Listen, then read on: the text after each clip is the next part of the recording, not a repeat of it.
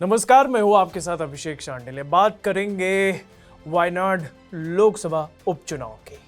प्रियंका गांधी ने केरल की वायनाड सीट से संसदीय चुनाव के लिए नामांकन दाखिल कर दिया है और इसी के साथ गांधी खानदान से जुड़े एक और शख्स की राजनीति में एंट्री हो चुकी है।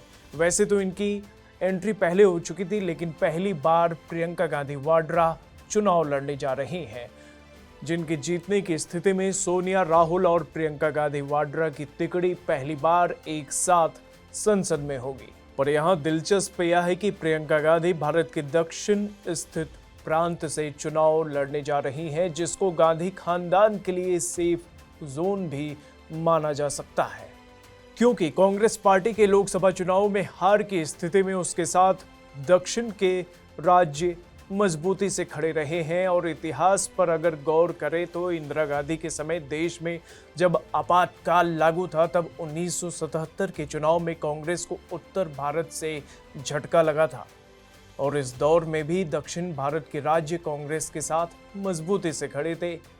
चुनाव के दौरान कांग्रेस को मिली कुल 154 लोकसभा सीटों में से 92 सीट दक्षिण के राज्यों से मिली थी।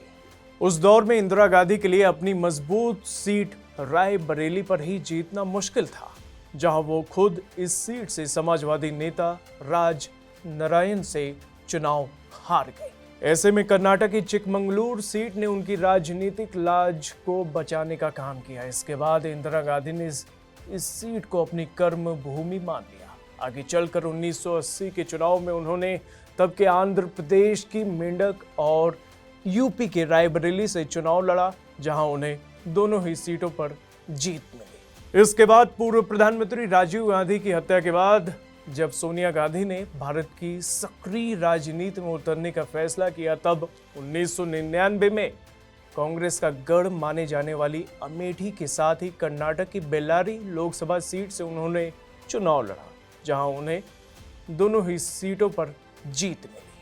साल 2014 में देश की सियासत ने एक बार फिर करवट बदला और कांग्रेस का उत्तर भारत से सफाया हो गया। मोदी राज में कांग्रेस का सियासी ग्राफ कमजोर हुआ तो गांधी परिवार का दुर्ग भी दरक गया। ऐसे में 2019 में सियासी मूड को भांपते हुए राहुल गांधी ने अमेठी और केरल के वायनाड दोनों जगह से चुनाव लड़ा, जिसमें उन्हें अमेठी सीट से हार का सामना करना पड़ा।